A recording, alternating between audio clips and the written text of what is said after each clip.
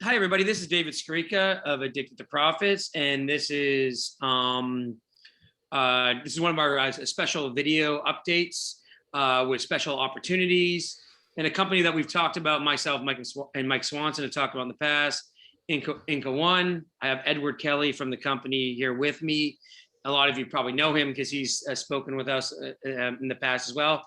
It's been a little while, but they've had a pretty good run of it. In terms of the fundamentals behind the company, an increase in the revenues. So this is a unique company in that this is kind of like an ore processor, or they have a mill. They're not just an exploration company. And you can talk a bit about that dynamic of the business. So that makes, there's really only a couple companies like that in the industry, Dynacore kind of being the main one. And what we're just discussing off air, just to get kick-started, to show you that Inca One's got a good valuation as well, is Dynacore did about 100 million Canadian last year in revenue, and the market cap is almost 100 million. And Inca One in the fourth quarter did 10 million, and the market cap is only 13. So you're doing a quarter of the revenue and have 1/7 of the market cap. So that gives it a good relative valuation. And also, I think actually the last thing here, important to note is that when we talked to you last year, your ticker was io.v, and now it's Inca V. It's the ticker is actually changed, and that makes it easier, of course, with the name being Inca One. That's right. Yeah, it's good to be with you back here again, there, Dave.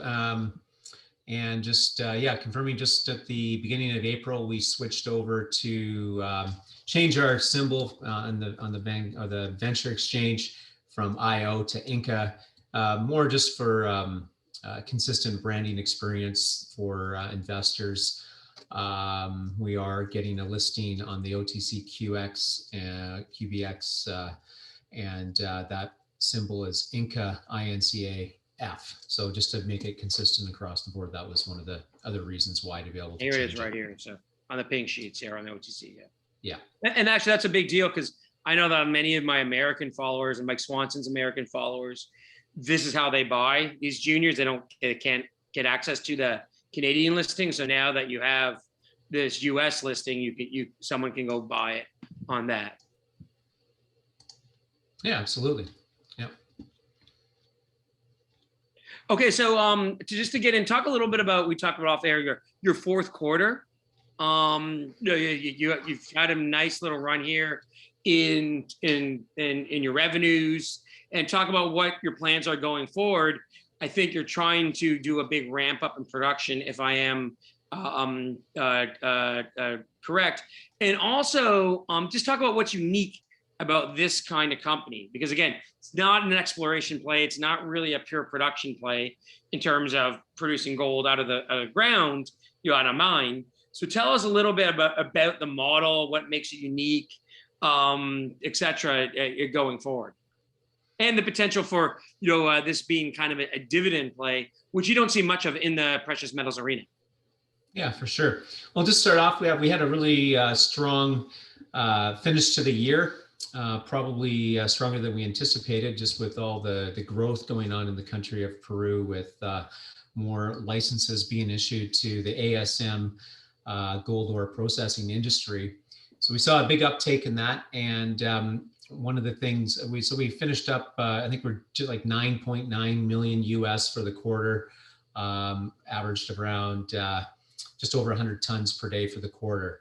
And it's one of the things that we did to be able to continue that growth, as we went out and secured a $2.5 million gold facility to be able to draw down on and be able to grow our access to working capital to grow our ore purchases.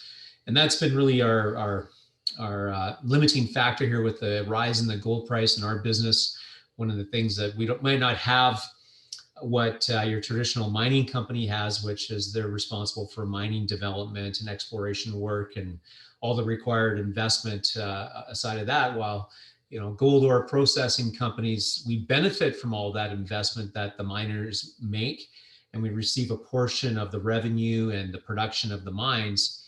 But we have to have working capital to be able to continuously buy and then process and then we can continue that cycle once we are able to sell the gold and then start all over again. So we did secure a $2.5 million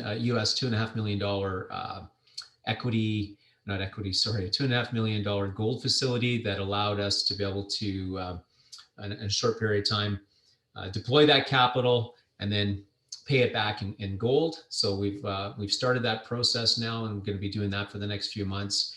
And upon that being successful, we will be working with this group again, looking to raise a higher amount that will allow us to increase that facility to take our company up to that point where we can have sustained cash flows and grow out of our own free cash flow. And that should be another point, 'cause, again, doing a lot in exploration.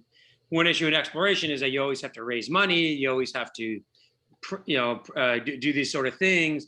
You don't, like, once you can get the cash flow up to a certain level and become profitable, then you're cash flow positive and you don't have to dilute anymore. And like, there's actually a small producer that I'm thinking about right now that I own that hasn't had to dilute any shares in 10 years. So once you can get to that level, that also helps because you're not always doing, raising money, et cetera, et cetera. And also tell us about like the potential for maybe, you mentioned off air that Dynacor just introduced or increased your dividend. Like, tell us a bit about that, because like one problem that we all have in the resource arena, and maybe I'll put a couple of these companies up just to show this in the sector, in general, is there's really no dividends. There's no kind of cash flow plays. This is Barrick Gold I have right here.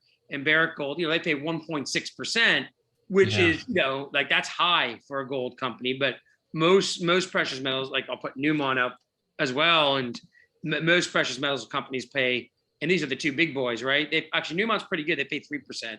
But for the most part, most of these companies don't really pay much of anything. Like, I don't know, if you get like an Eldorado, which is like a mid-tier producer, I doubt they even, it looks like, they don't even pay a dividend. So like, there's a few that are going this direction, and it's been, been more and more demanded by investors. So, I think First Majestic just announced this year they're going to start paying a dividend. So that's good to see. Like Dynacor, they've been in the industry, probably they got about a 10-year head start. And we came in once the industry became formalized in Peru, and so we're about a few years behind them. We've been in this business now it's going on to our 7th year. So we've now got the 2 plants fully built out, fully permitted to 450 tons per day. So we're operating at about a third of capacity. The only thing we're missing is the working capital, and in the future here we'll be able to secure that, and we're looking to do that in a non-dilutive way. So it's just a little bit of patience, and we're do that, and that would be a great goal that we'd love to be able to do, is pay a dividend just like the other guys, and that's when I think we'll see some bigger multiples on our revenues, and then also you guys have your own like bullion bank, right, where you can like buy bullion store, this bullion store, and I think you're going to sell silver at some point as well as coins. So let's talk about that aspect of it, which I think is interesting, because one thing I like about you is we off air and even on air, we talk macro, not just what's going on at the company level, the micro level. And I think it's important for people, like, if you go to the bullion store, you can buy gold coins from your store, and maybe talk a bit about that. We saw Joe Biden speak last night, and I'm pretty negative on the direction of the states, even regardless of politics. I would have been, no matter who won the election. They had they've just done a $2 trillion stimulus earlier in the year. They're going to do $2 trillion in infrastructure, and he talked about another 1.8 trillion in social programs, et cetera. So that comes out to about $6 trillion, which is 30% of GDP. We never saw deficits like that even during World War II. So, a lot of this, and in Canada, where you're from and I'm from originally, Something like 80% of the deficit has been supported by the Canadian Central Bank printing money to buy it, the debt issued in the last year. So just talk, we're seeing a debasement of the currencies and why it's important that maybe someone own, not just like invest in your stock, but also maybe go to your store and own the physical as well. Yeah, absolutely. I mean, this is something that we got into last year, and we're able to launch with our own gold bullion store, and we sell now 4/9 pure Inca One gold coins, and we just see all the endless money printing and of trillions of dollars and more more T's are on the way.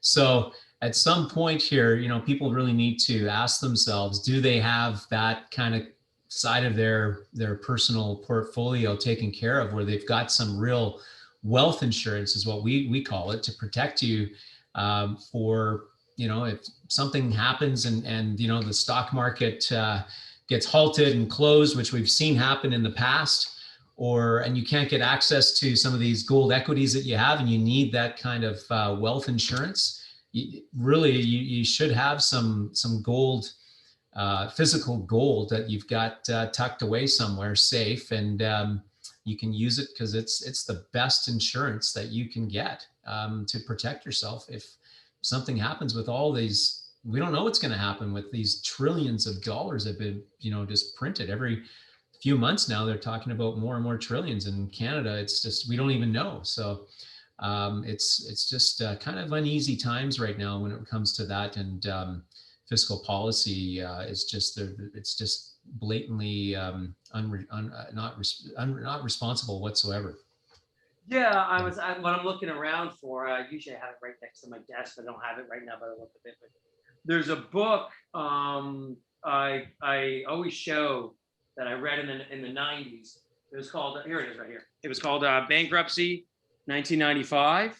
So it was written by a guy named Harry Figge. And basically it was about how, like, when the US had these deficits expanding in the early 90s, how the country could go broke. And actually their projections of where the debt would go in 20, 30 years are actually accurate. But what he never figured was that interest rates would almost be at zero at the same time when the debt to skyrocket. But what I find interesting about this book is back then in the 90s, I remember that because, being from Ontario had fiscal problems. Canada had fiscal problems. Canada was downgraded by Moody's at the time. And people were worried about these debts and deficits. And now the US debt, for example, has gone from 4 trillion to 30 trillion. And now no one's really worried. Now we're talking about, universal basic income and all these social programs and, Green New Deals. And it's kind of interesting that people now, because rates are low and they just think the government can print money, suppress rates, and fund all these deficits, nobody really cares about the deficits anymore. So yeah. I find that to be ironic. And here's the thing, even if they're successful in suppressing interest rates and be able to run these forever, you're seeing it, price of copper, price of agricultural commodities, almost everything is skyrocketing in price. By trying to suppress interest rates by printing money, they're also creating a huge amount of inflation. Like I last year, I redid my roof and my front deck. And this year I just have a small back deck I'm redoing. And the wood is 30% more expensive than it was last year. And on the commodities market, lumber is up 200%. So yeah, we're seeing like inflation everywhere, Yeah. So we're just encouraging people, because most people I've realized, talked to a lot of people about physical gold the last year since we launched the bullion store, and a lot of people think they have they're okay with owning equities, gold equities, but really when things get this bad, with trillions of dollars being printed and more on the way, at some point it's just gonna kind of, we don't know what's going to happen, but it'd be nice to have some physical that you could just go to and carry it. So we don't, we just encourage people to get wherever you can get it, have an ounce or two tucked away or more. And again, I think the analogy, we'll just finish off on this note, of using that insurance analogy is what I always use. Like, again, living in the Bahamas and living in an area that's like, prone to hurricanes. Every year I put down 1% of the value of my house, my hurricane insurance, because if it does blow away, wow, I can rebuild. And that's kind of what gold's like. You put 5 or 10% of your portfolio in it, and especially the physical, and that's what you consider it, like insurance. Like, I hope I never collect on that hurricane insurance, but I'm willing to buy it every year. And just like gold, it's almost like if you have tech stocks or cryptos or whatever you're into, you almost have that 5-10% insurance and say in the physical, and then you hope that you never collect on it, you know? Yeah. Yeah. The nice thing about wealth insurance and you buy physical gold, you just have to buy it once. Right? It's not like you have to go out and buy it every single year with like an insurance policy for your house. You've always got it. Nobody can take it away from you.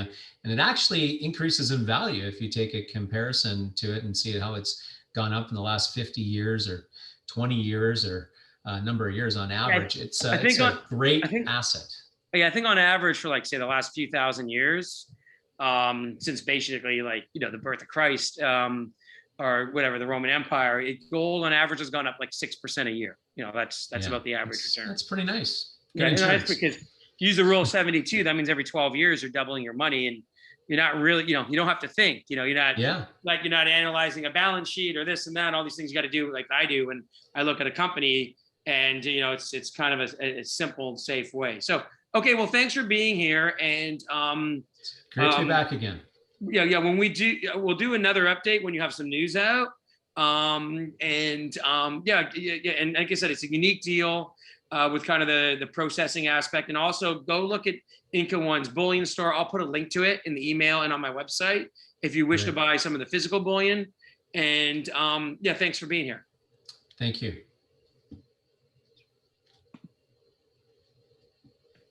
Good. Okay, we're done.